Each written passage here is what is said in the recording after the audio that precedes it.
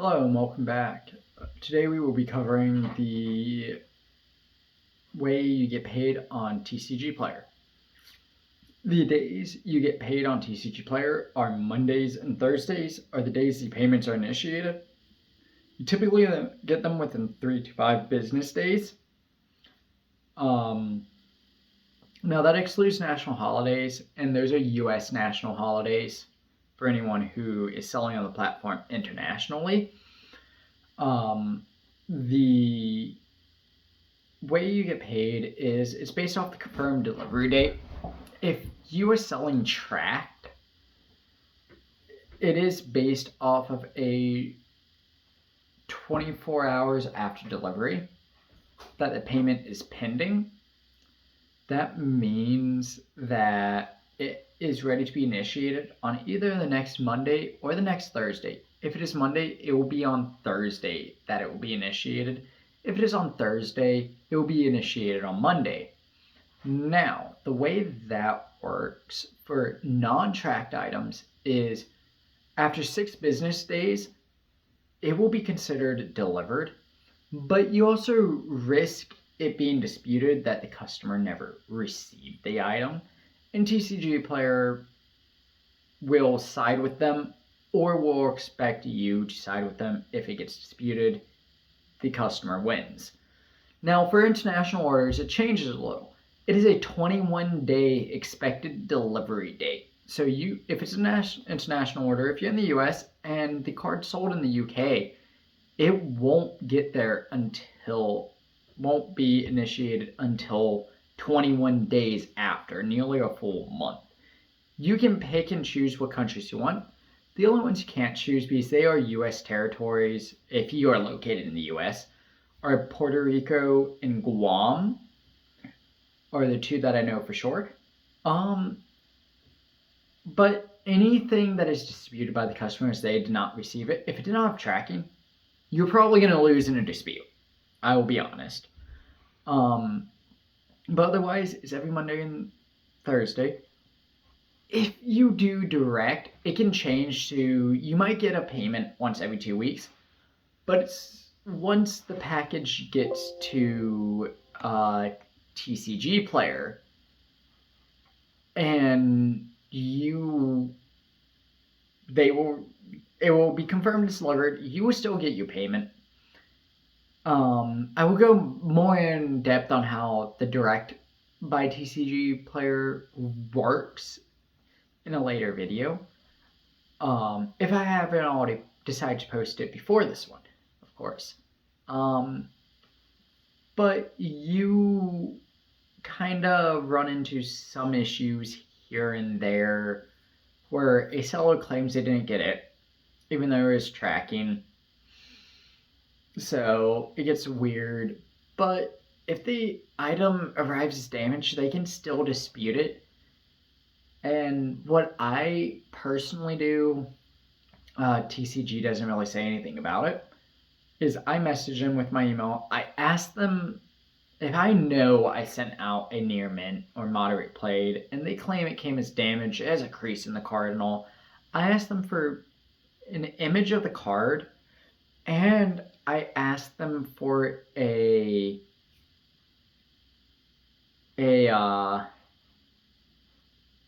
image of the packaging.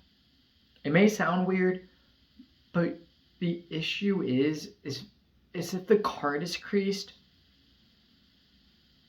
but they don't have the packaging, you're expected to respond within 24 to 48 hours.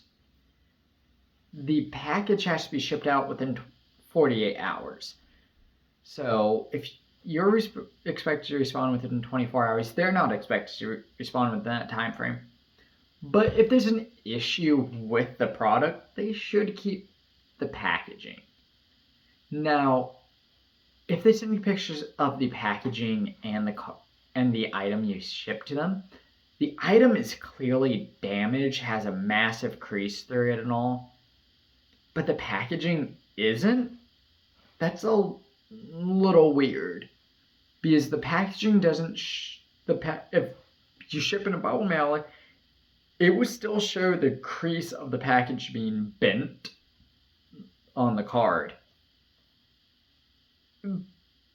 But if the package is perfectly flat, how did the card get damaged and creased without the package getting creased?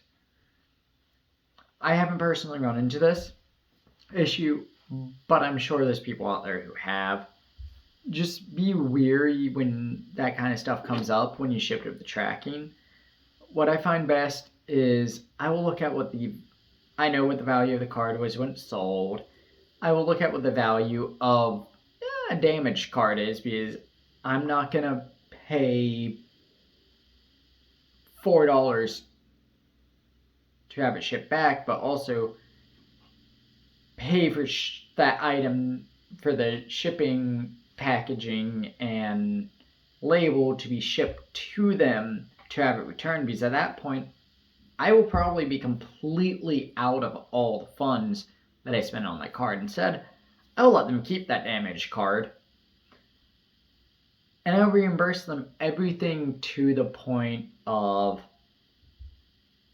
this is how much it cost me for shipping, and this is how much the value of the card is in the condition they received it in. I've gotten one bad review. You can dispute reviews, and I've usually been sided with, because I chose not to have the card returned, and I gave them a couple of options.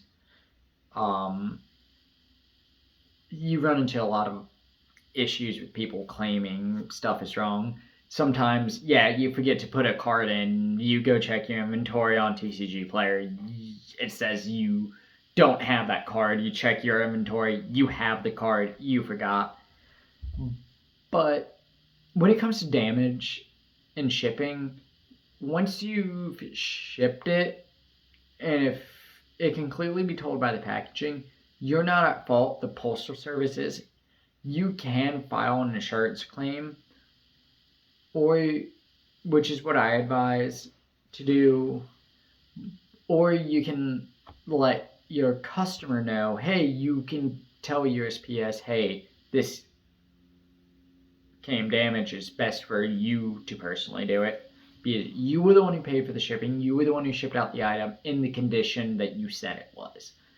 Meaning they will then cover the price. But you're not guaranteed. There's a lot that goes into that. Just when it comes to payments, it's Monday and Thursday. You can take it as that, and it's in your account within 3 to 5 business days. Outside of that, when it comes down to it, just be careful how you're shipping the items. If you can, I recommend getting card slabs that the cards can go into, like so, or penny sleeves as well. Put the card in a penny sleeve, put it in a card slab like this, or put it in a PSA or BGS standard grading sleeve that is recommended to ship to their company to get your cards graded. That is what I highly recommend doing, just because it gives you that extra little bit of protection. You can be like, oh, I put in a penny sleeve, I put it in this. It was definitely, at that point, it definitely has to have been abused in the mailing system, because I've mailed out plenty of normal letter size mails, white envelopes, to customers that way, and I've never gotten a single complaint about the condition of a card being received damaged. Those are my tips and suggestions to avoid having a card damaged, and when the payments are made. Thank you for watching this video, and have a nice day.